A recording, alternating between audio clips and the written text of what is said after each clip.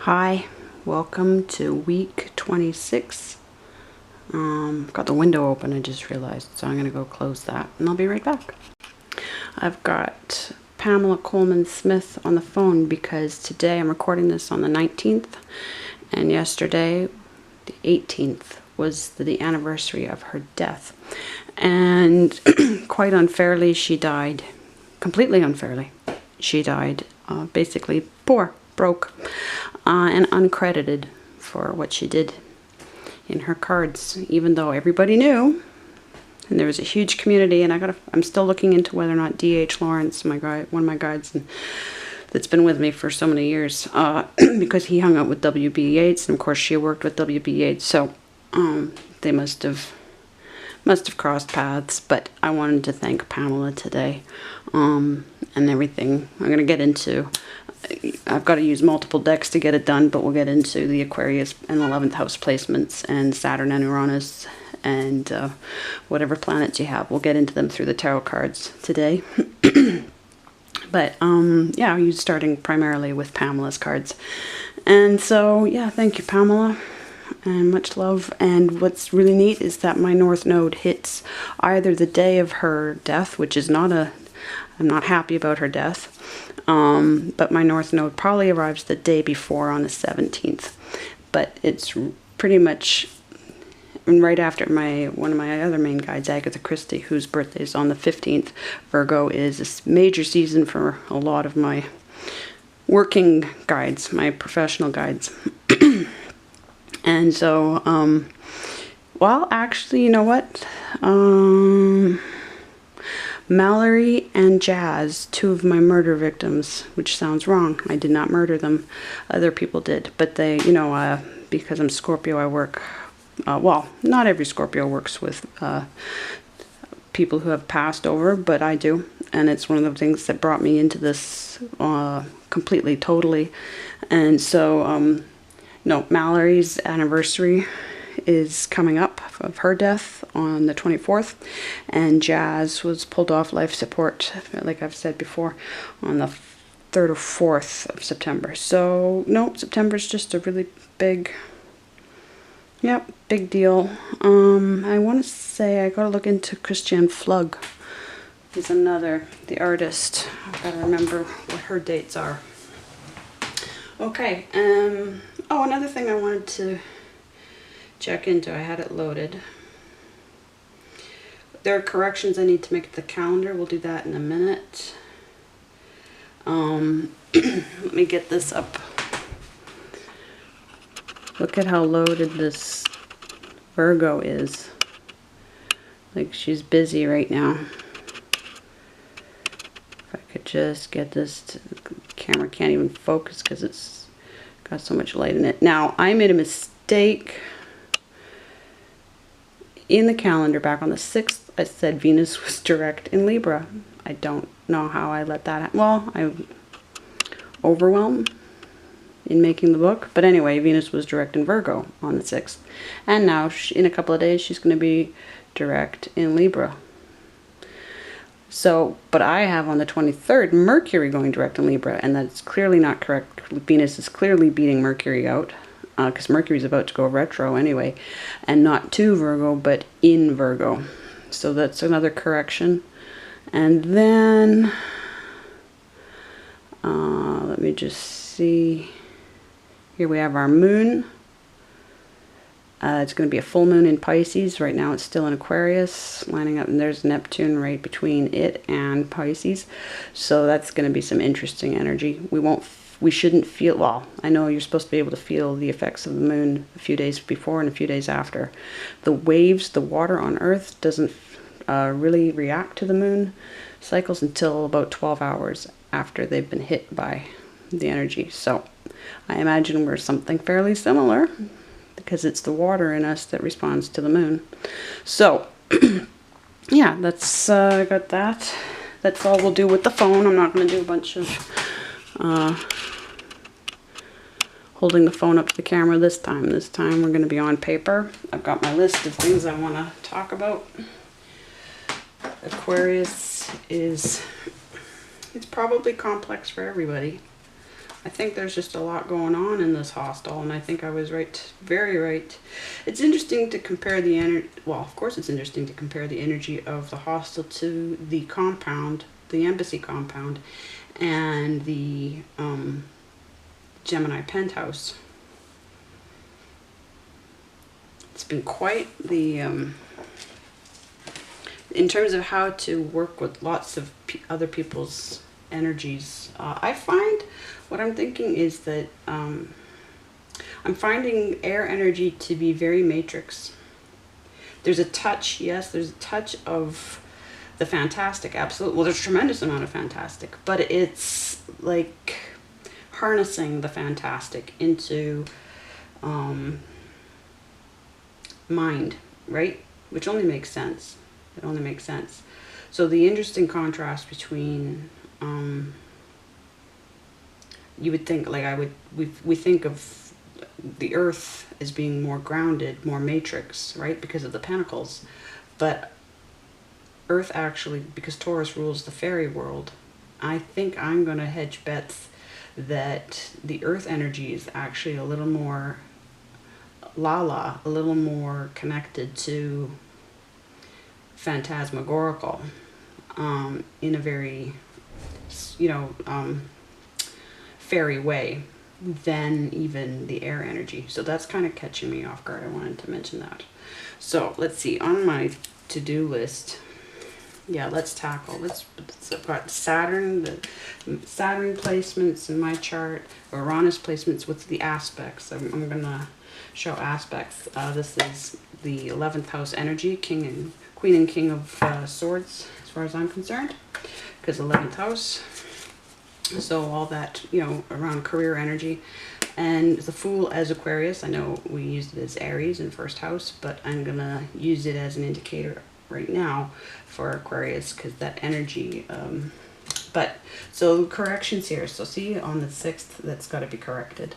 It wasn't in Libra, it was in Virgo, so I've got to fix that for the next go round, even though the dates will be different. But then we've got, yeah, it's not Mercury direct, it's Venus direct on the 23rd, and then Mercury retro in, not to Virgo, because it's still halfway through Virgo. We do have the autumnal equinox on the 22nd-ish. So here we have our full moon in Pisces. That's looking to be correct. I do have a moon app. I don't have my favorite moon app. I haven't found it again yet since having to replace my phone. Something I have to do fairly frequently.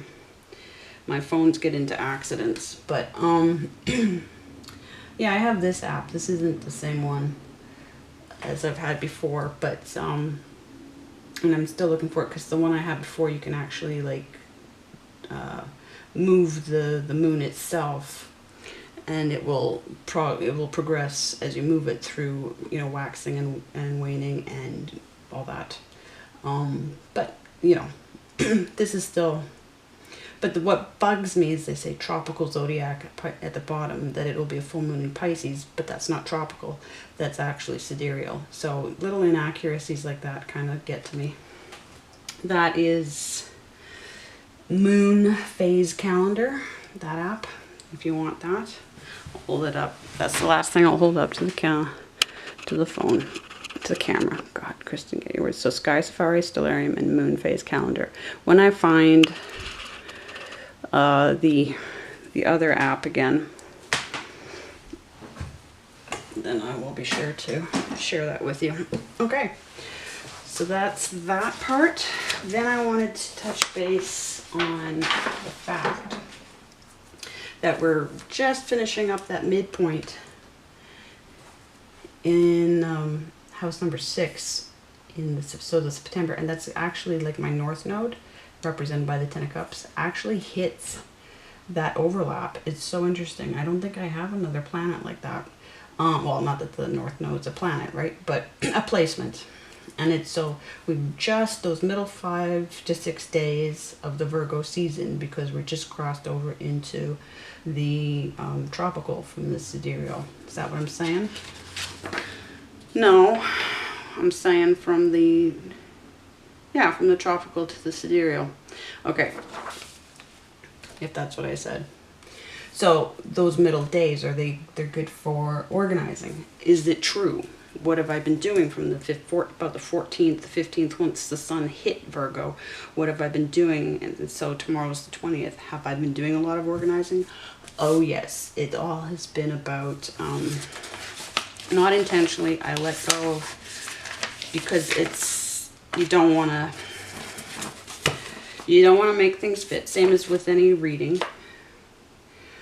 But you just let things happen.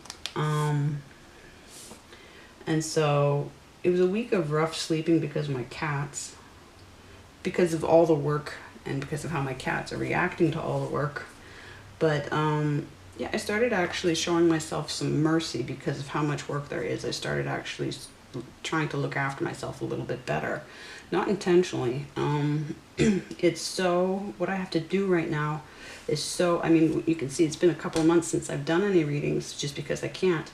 And next week when I do the guides and concerns in your house, then I'll show you something of exactly how much work they've had me doing with the drawing program.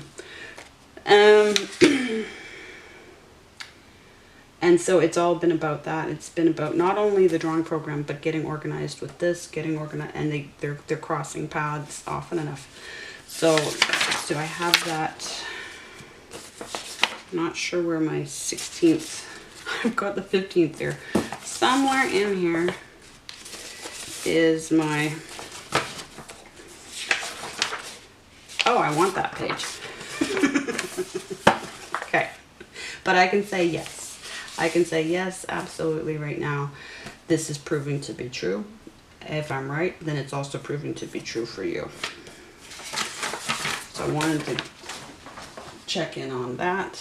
Going back over whether or not this 11 in our houses, right, when we're combining all the numerology, what 2 actually means between partnering up or making choices, and then the opportunities, right? Because the ace is the flash, it's the start, yes. And then the 2, we go from between the flash. Okay, camera cut out on me while I was saying it, so I might be repeating myself a bit, but yeah, what is the essence of 2 in the process, in the progress of things as we work through? So, because we're coming up to solving our air story in a couple of weeks, or even a week and a half, what am I saying? Because I'm way pushing, I'm on the Sunday. So, with this video, recording it, and I've been behind, but not to the point where we're dropping the ball. This is the fun thing of the first. This is still going to be the best. I feel this will always be the best year for this program. Just discovery is just always the most fun. Although, you know, what will be fun is even when I get into the second round, the follow-up book to this book, in the second year experience of going back, putting everything in real time with the actual progression of the houses, and then going back and reviewing in those months what we know, what we found out in this year about those houses. So I'm looking forward to that a lot. Now, in terms of, I'm just backtracking to last week to show that I finished up my work. I accidentally forgot. What I do is I take a blank page in Word, and I take a screenshot of the original page, right? I turn it into a JPEG and I insert it onto a blank page, resize it, yeah. I crop the JPEG so that it's got an overlap, so that I can expand it to fully fit the new blank page, if you get what I'm saying. I could show you on the computer at some point. And then so that I know where to place all these images, right? And then I delete. Typically, I do the same for this, and I will delete this JPEG, right? So that I don't print it twice. But this time I forgot. So what's fun is it's echoing the wavelengths. It didn't quite line up exactly the way it did originally, and it's a little extra strong. But that's me trying to like get it done at 10 p.m. last night. So what's really interesting in here, there's a lot of stars whose original names, at least in Arabic, refer to luck. So which is interesting because this is the constellation associated with the flooding seasons over there and devastation. Also growth, yes, but I don't know why we'd have so many stars that are lucky associated with mass flooding, including the Great Flood that starts off in as Utnapishtim's flood. He is the original Noah in Gilgamesh. But then Gilgamesh, I find out through studying Aquarius, there's something I was dumb. I think I mentioned it last week. But what I did, and it didn't print well here, is too small. I needed to actually push this and have this image, this JPEG, even this big. And I don't know why I didn't do that, except for time and carelessness. But I went into Stellarium, because in Stellarium you can go into settings. I should show you. Yes, I should. And you can set it to different. Okay, here we are, just briefly. Now, why do I say it's going to be the last time and then I go and do something more? But if you go, hang on, I'll show you how I got there. There's this little thing here, that's your menu, and then you go into search, and what you can do. Oh good, I touched my lens, now will always be blurry. Settings.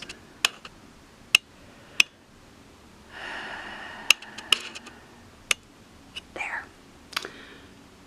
Okay. No, that's not what I want. Sky cultures. Okay, and it will give you different. It's missing some. It's missing the Aboriginal. And what's interesting is when you go to their website and they're talking about it, then they show it as listed and it's not. So they must be tweaking it or something. But in Australia, those astrologies that use the dark spaces, so the ones that I've referenced before, they're not listed in here. So I'm hoping that it's just gonna. I'll show you Arabic for, and then you just click off. This is kind of fun. And it will show you the different constellations, right? The things that don't match because they were never meant to. And so you'll find that many peoples do not look at Aquarius the same way. China will never match up. But yeah, that's what I wanted to. So what I did was, because we're looking, yes, I'm gonna fix the camera. We're looking for just how universal this experience of the Aquarius energy is, right? And right now, I think it's probably, it's looking like it's, I'm gonna just zoom in a bit more here. That's what I'm gonna do. I penciled in the ecliptic. Sorry, there we go, make sure. I think I forgot to do that for Libra and Gemini, so I'm gonna go back. So here's how the sun progresses through Aquarius. They're different, again, I think there's only one other Western shift that sometimes they focus more on stars over here, and so there's another version of the constellation. But there's several Messier objects in here, but there's two nebulae. The Saturn Nebula and the Helix Nebula. The Helix Nebula is here, and here's a Messier too. But now I use special so that I can see it damn easily, and then I've got so much on here. Saturn Nebula is here. So this nebula is here. And this nebula is here. I don't know why I didn't draw lines there yet. I will do that. Anything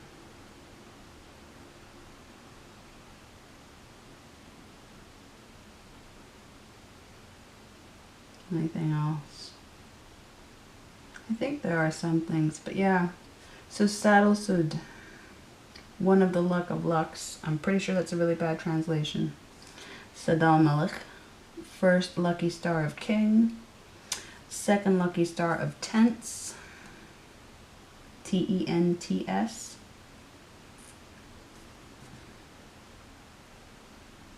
Yeah. Okay, so I realize this is last week's stuff, but it is not, it's in, also Aquarius is in the dark, in a dark region of the sky called the sea. So, got a note about that, okay? Good. Next. Here's where I went to, light.org. Now, this is the Brotherhood of Light. This is part of the Great White Brotherhood that's trying to pretend like white and brotherhood aren't what we think that they are. Yeah, okay. Except that I do know, because of my Hampstead research for the past 6 years, I know exactly what the Great White Brotherhood is in all its incarnations, right? So the Masons are part of it, a huge part of it, but other members of the Great White Brotherhood will tell you that they're only a part of it, whereas there's so many kinds of Masons. Thanks to Twin Peaks, I've found even more. But Hermeticism, which has to be paid a great deal of attention to in the influence and the structure of all of this, as far as anything Greek-Roman is concerned, anything Judeo-Christian is concerned, all has to be understood with it's not that Hermeticism shapes all of it or is shaped by all of it, but it's so intertwined. And what they have done is they have equated Aquarius as the sage with the Hermit card. So there's a life path 9, because the Hermit is number 9. But they do a whole breakdown on light.org of how it all matches up between Aquarius, the sage, and the Hermit, and symbolically, okay? And so there's just stuff about Aquarius that I feel like it's hiding a bunch of, like Ganymede. Aquarius is Ganymede. I was cleaning for one of my clients, and he always has science magazines, and I was paying attention to the science magazine because it was open to a page on particles and waves. Boom, right? So I took photos of that as well, because look at the wave. I got into waves. I got into pitch and what did I do? Timbre. You know, like everything, it's all sound waves. Like that's what we're looking at here, right? Apart from the he who pours the water. Yes.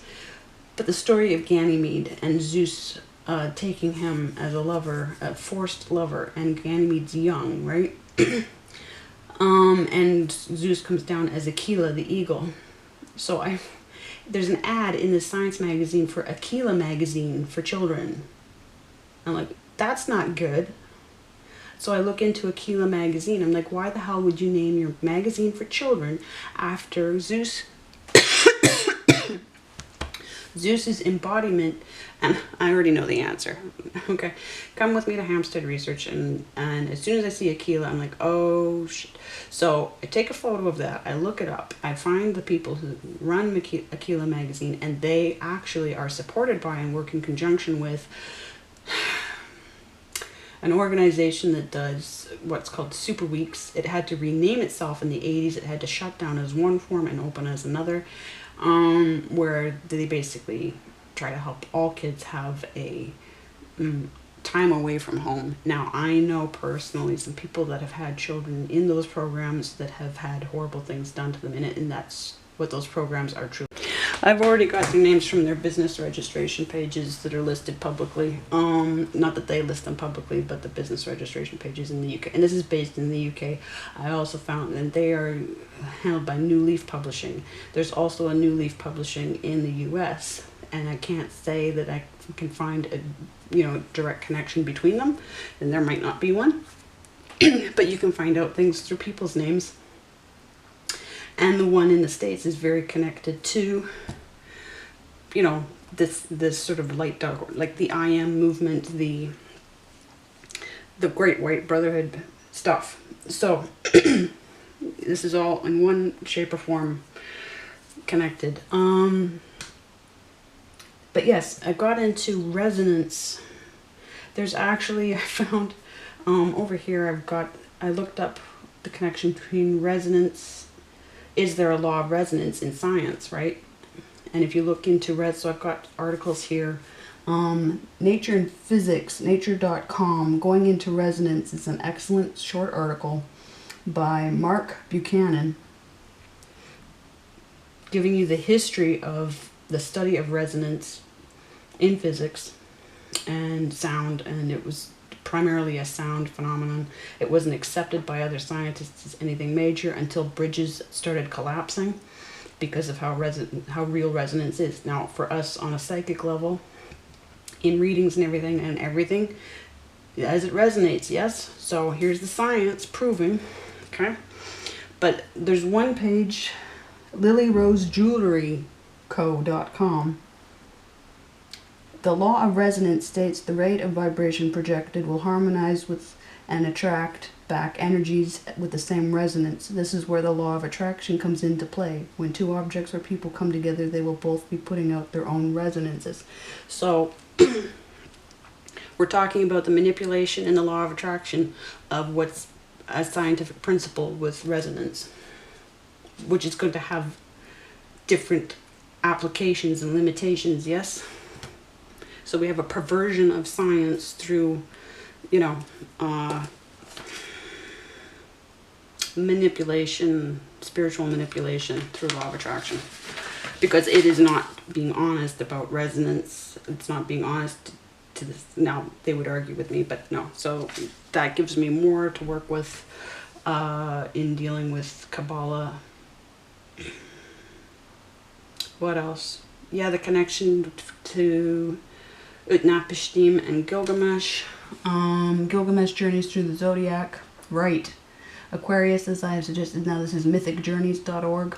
Aquarius, as I have suggested, corresponds to Utnapishtim, and Aquarius was the sign for winter solstice in that area right now. This is where we can't correlate signs with seasons because it doesn't work the same in the southern hemisphere, right? I mean, you can, but you have to allow that it's only relevant to the northern hemisphere. So in terms of energies that create us, when we're looking at personal astrologies, no. But yes, so what was I getting from that?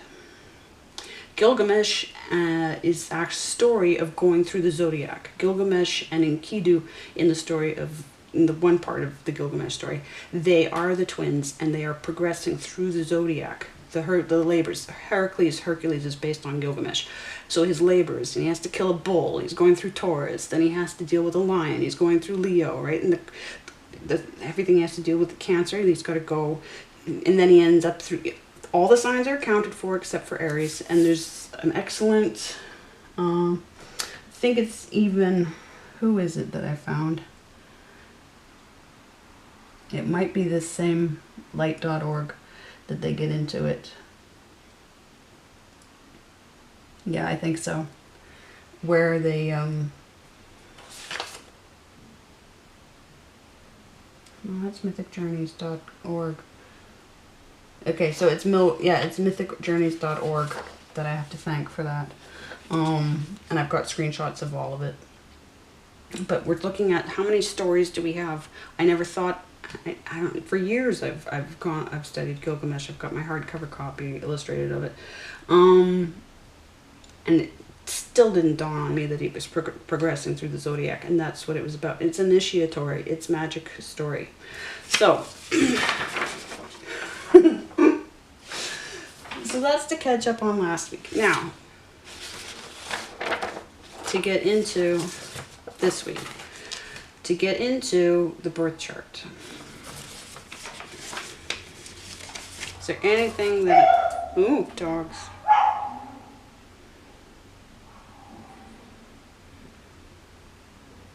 Yeah, no, we're there. Okay, good. So, I've got everything filled in. This I am done. And I'm changing sometimes how I'm answering these questions in what I go into for details. Let's see if I can... Where's a good way to hold it? But, so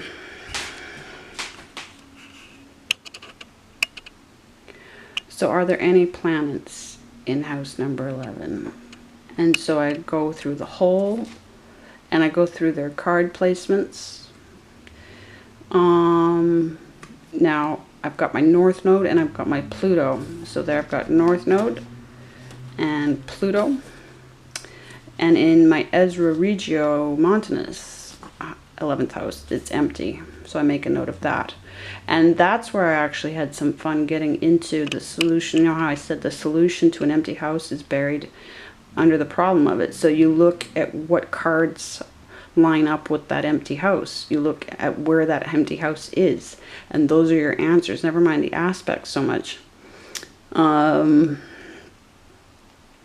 that empty house is going to need extra attention because it's there as a blind spot. So I'm looking through the numerology of the tarot cards that line up in my chart, because we draw a line through the chart, right? Wherever there's a planet, we draw a line from the center right through, and that each layer is going to line up with a specific tarot card. Yes?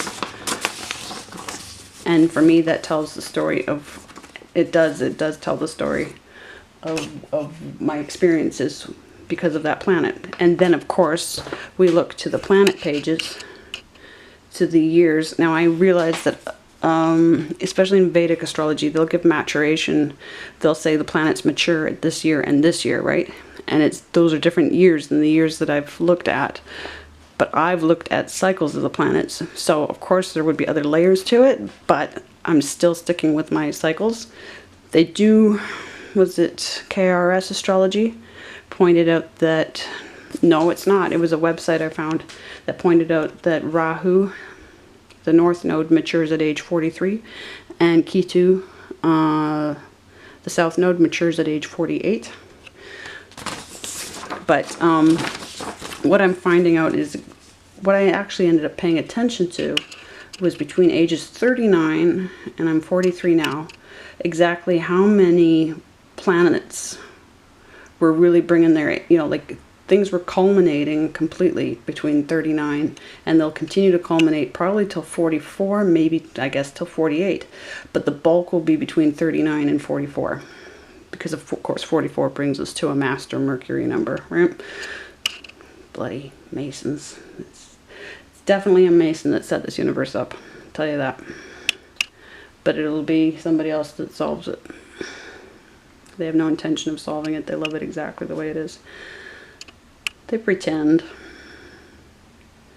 Those are the ones that know, I mean, at the top. Pretend, yes. So really the structure of my answers is what I'm trying to show right now.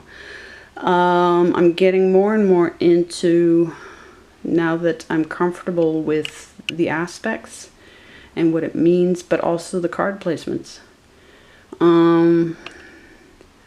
And I'm finding that combining that with, for me, with my planet experiences, I'm finding that it's a similar story in the 11th house to the 3rd in terms of childhood. But then, of course, my 11th is placed, my Aquarius, a lot of my page energy, my childhood energy lines up with that time of year. So a lot of my childhood was shaped by Aquarian energy. Sagittarius, well, of course, I'm Scorpio rising, so between Scorpio and Aquarius into Pisces. But so if I switch over to this one, just to show you, because I didn't really show this page yet. Where is your house number 11 in which constellations? And that's where it really made a difference to find out that Hermeticism pairs the Hermit with, and number 9 numerologically with Aquarius, because my 11th is in whole house. I'm going to say whole house definitely leads the way. Your primary issues are going to be in the whole house system, and your secondary issues are going to be in whatever unequal house system you use. And I'm the Ezra Regiomontanus. You won't find Ezra listed. You'll find Regiomontanus listed, but Regiomontanus didn't even call it Regiomontanus. He called the Ibn Ezra because Ibn Ezra came up with it, that house system. Then it was popularized to say Regiomontanus. But so here's my whole house 11 in Virgo. Here's that overlap, right, between Virgo season and Virgo constellation, which is pretty much straight on in mid-September. Absolutely, that's when the sun hit Virgo. And there is my north node right there in that overlap. And I can say everything has completely worked around that. Few times have I felt this much pressure, except when I'm like being sued. But hitting my Pluto in the first couple of days of October. And then here is my other very small 11th house, right? But it's in Libra constellation, Scorpius constellation. And then of course I look at what houses overlap, right? Because they're all influences. And then I've got the 10 sandwiched in between. I've got the 10th house sandwiched in between this 11 and that 11, right? I also have 12th overlapping. But then I have Uranus, main ruler of Aquarius, in my 10th and my 12th, right in between them, right? Sandwiched. It's part of that sandwich. And it's in Libra and Scorpio. It's also the only place where I have a 10 of Pentacles, a 10 of Coins placement with any of my... And it's so aspected. I have a whole bunch of quincunxes in this chart, but sextiles and squares, and Uranus is in direct opposition to my sun, and that's huge, and it's nearly in direct opposition with Chiron. So yeah, there's all of that. Now, in terms of this page, where is my house 11? So it's in those. Where are there? Now what kind of energy? Because for me, you know how I've recalibrated so that Aries, Taurus, Gemini, and Cancer for me are all cardinal based on house progression. Leo, Virgo, Libra, and Scorpio are all fixed for me. And Sag, Cap, Aqua, Pisces are all mutable for me, because all of their activities in house terms are dependent on the actions of others. And so this is all fixed energy for me, which is hold steady. Do what you need to be doing, either alone or with others, but keep emphasis on what you're doing yourself. Of course, cardinal is when you start something. Now, it can require other people, right? However, it requires you to start something, to get the idea and to do something about it. And that's very much self. What you do about it is very much self. What you bring to the negotiating table is very much self. And then the marketing or whatever it is, like the implementing, that is where timing and everybody else's schedules matter as well, right? Not that they don't always. But my 11th house, which is mutable, but it's all in fixed energy. And so there's a tremendous amount of alone time, I find, in this, or a tremendous amount of sticking to what is mine to do in this energy. And so what I'm looking at when I'm answering it, that's what I'm looking at. What kind of, what houses do they rule? So I add that up. Where are their ruling planets? How does that affect everything? Right? So when I look at it through whole house system and Ezra Regio system and what it means, and then I look at the aspects. Okay? If that's making any sense. But I'm showing it to you so you can sort of see how I work left to right. And I do make sense of it. I'm trying to avoid reading what I'm writing here so that I don't totally overwhelm you. And then, of course, relating it back to experiences that match the planet cycles and those years in your life. So absolutely pulling it all together to look for the meaning of what, you know, what's happening to you in that house, or what your, you know, what your trajectory is in that house. So let's turn the fridge off.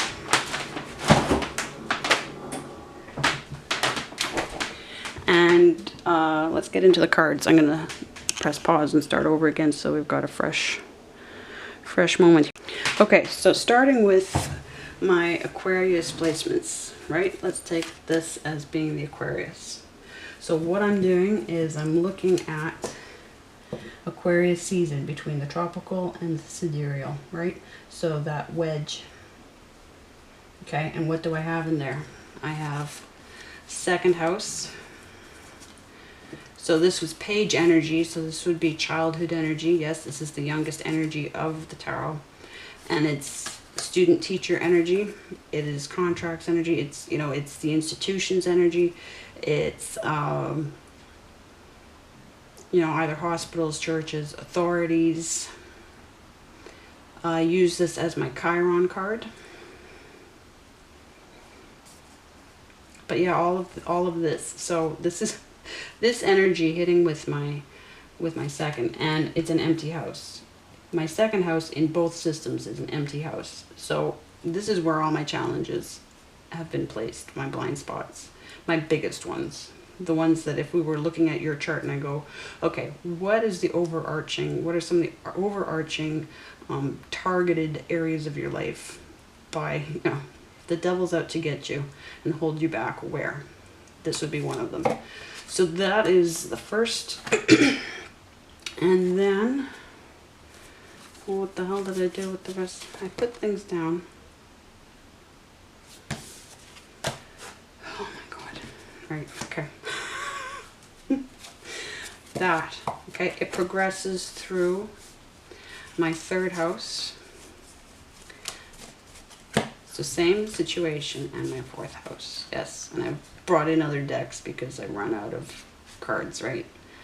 So, page, but Hierophant, Lovers, Chariot, right? So we're talking about the balance, fourth house, the houseboat, the penthouse, and the round tent that we haven't got to yet. But so everything, the ethics, religion has everything to do with this house. Don't think I've actually gone that far in saying that before. But knowledge, what you know, and then what you're interested in, what you are, what's done to you through education or not, and then what you are inclined towards, right? And then your roots, your spirituality, all that stuff, your connections, your ancestors, all of that. So, but basically, minus the first house, so there's no fire in here. That hits beforehand in Capricorn, the 10th house. So, yeah, there's no fire for me in Aquarius. It's all to do with, but it's all to do with that part of childhood. So then there's the problem of no fire, right? There's the problem of, as a child, how do you go off and do and fight for what you want to do? Well, I didn't. I knew what I wanted to do. I wasn't allowed to do it. It was really interesting, and I wasn't allowed to do it because I wasn't supposed to be allowed to do it, because it's in the chart that way. So now I'm using the cards not as placements per se, like it's not like all of these cards are placed, well they are, but yeah, no they are. Okay, what am I trying to explain here? You'll get it as I go. 11th house placements, where for me that means King and Queen of Swords energy, because it's 11th house responsibilities, so I put that as King and Queen level of responsibility. So mine is in Virgo, uniquely in Virgo. What do I want to say?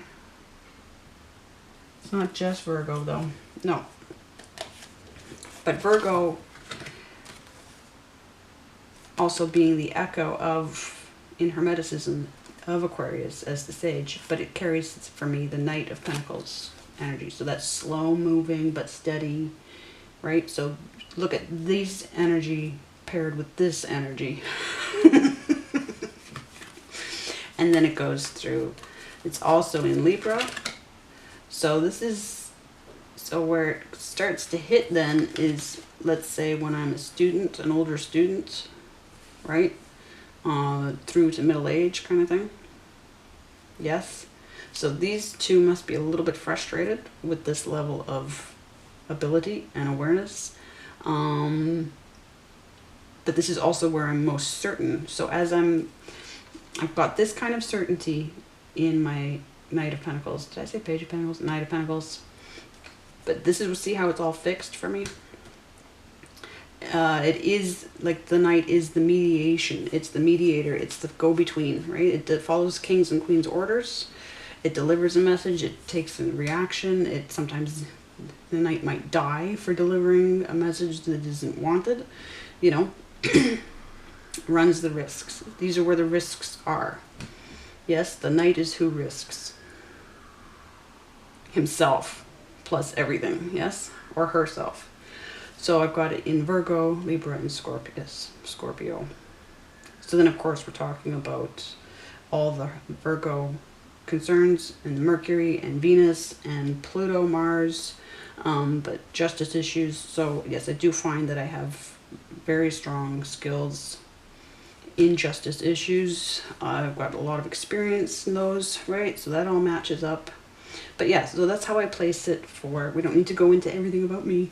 This is how I place it. I use these cards to figure out, to lay out my 11th house placements, okay? So Aquarius placements, 11th house placements, then Ouranos. Now, before I dig into that for a minute, and I'll try not to take too long. Remember how I did a notebook of, finally I just listed the aspects, yeah? And it aspects Mercury, Sun, Mars, Chiron, Lilith, and Venus. Okay, so obviously for me, Tower is Ouranos. Not so much Scorpio, Pluto, Mars. It's that lightning bolt of, you know, boom, or it's the event in your life that just shakes everything up. Now, I've had to use multiple decks, sorry. It is what it is. But if we look at how I lay it out, so this is the signifier card, right? This is the planetary card, Uranus, right here. Now, it's in Scorpio season and Libra constellation, okay? So death and justice, that's where it hits, okay? How can I put this? Okay, it hits my 10th. Now, I use this deck because I love this devil card because it's Kali. And she's totally in charge of my career. So, and this is the deck that brought me into tarot. So, it hits my 10th house, which is Queen and King of Pentacles energy. And this is my favorite Queen of Pentacles in any deck. Morgan Veers, of course. And it hits, of course, because we're in 11th. So it hits King and Queen of Swords as well in Star, in Aquarius, in 11th. No, it doesn't. I'm screwing up. Why did I do that? I got trigger happy. It doesn't. That doesn't make any sense. We knew that it didn't because I would have it listed with my... Oh! It's in my 12th. Hang on a second here. I'm going to pause.